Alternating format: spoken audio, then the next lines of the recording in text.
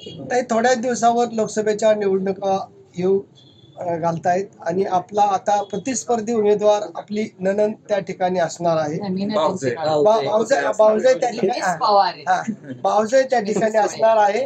आणि आपण 2 दिवसापूर्वी देखील म्हणला होता की मेरिटच्या जीवावर मतदान आपण त्या ठिकाणी मागावं.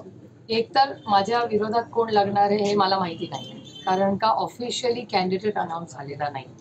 त्याच्यामुळे जेव्हा ऑफिशियल कॅन्डिडेट निवडून जो कोणी लढेल तो भारतीय जनता पक्षाच्या विचाराचा अर्थात.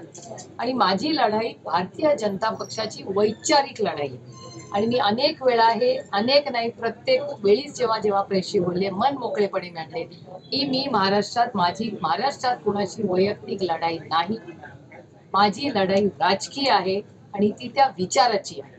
माझी कुणाशीही वैयक्तिक दिल्लीत पण लढाई नाही. आणि माझी लढाई भारतीय जनता पक्षाच्या विचाराची आहे, वैयक्तिक कुणाशीही नाही. जनता दरबार घेतला कसा प्रतिसाद होता इकडे? नाही, जनता दरबार वगैरे काही नाही. सगळ्याला मोठी नाव देतात. एक तर मी दरबाराच्या विरोधात आहे. मी फ्युडल नाहीये, मी इथे सेवा करायसाठी आहे. त्याच्यामुळे ही मायबाप जनता आहे, जनता नाही.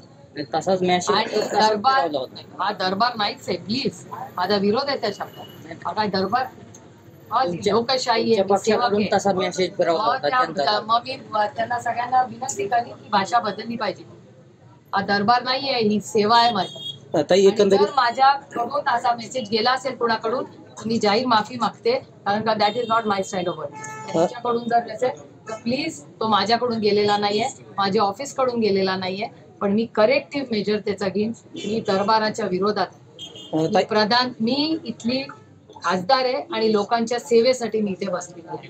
आणि माझी विनम्र विनंती सगळ्यांना आहे, हा जनतेचा दरबार नाहीये. आपण मायबाप जनता आहे, त्यांची सेवा करण्यासाठी आपण बसलेला. दरबार शब्द आहे.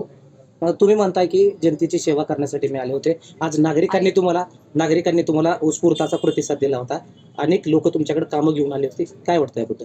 कसं आहे की अनेक वर्ष बारामतीमध्ये काम करायची पद्धत, डिव्हिजन ऑफ लेबर, ज्या व्यक्तीचे माझ्यावर संस्कार झाले, कैलासवासी यशवंतराव चव्हाण, सत्तेचं विकेंद्रीकरण झालं पाहिजे. त्याच्यामुळे आम्ही काम करत असताना दिल्लीतली सगळी कामं मी बघायची. बारामती आणि या भागातली राज्यातली कामांची जबाबदारी दादा आणि स्थानिक बर्णे मामा असतील, संजय जगताप असतील, संग्राम थोपटे असतील, या सगळ्यांवरती असायची. आणि जर काही फॉलोअप असेल तर आम्ही एक टीम म्हणून सगळे काम करायचो. आणि टीम मध्ये काम, जिल्हा परिषदचं काम कसं आहे, सरपंचाची त्याची महत्व आणि ताकद असते. सत्ता ही विकेंद्रीकरण त्याचं झालंच पाहिजे माझं मत. त्याच्यामुळे खासदाराचं, आमदाराचं, जिल्हा परिषद, that is the beauty of India democracy. आणि हेच तर संस्कार आमच्यावर कैलासवासी यशवंतराव चव्हाण साहेबांनी केले. आणि हे करत असताना सातत्याने मग भरणे मामांवर जबाबदारी होती, त्याच्या आधी हर्षवर्धन भाऊंवर होती, आधी इकडे आपले राहुल दादा आमदार होत्या, आधी रमेश आप्पा होते, त्याच्या आधी रंजनाताई होत्या, आधी इथे हर्षवर्धन भाऊ होते. आणि एक टीम म्हणून कम्प्लीट कोऑर्डिनेशन आम्ही सगळे काम करायचो. आणि त्याच्यामुळे खासदार म्हणून माझी जबाबदारी होती, इथलं काम ते सगळे करतायत, त्यांच्यामध्ये आपण मध्ये नाही करायचं, पण त्यांना असिस्ट करण्यासाठी मी आहे 24/7. मग दिल्लीचा फॉलोअप, मंत्रालयाचा फॉलोअप, कुठे काय कमी जास्त पडलं, सत्तेत असताना मंत्र्यांकडे जाणे, कामं करून घेणे, हे माझं काम आहे. त्याच्यामुळे आमदारांच्या मध्ये करायला मी कधीच केलं नाही. कुठलाही आमदारी हे म्हणू शकत नाही.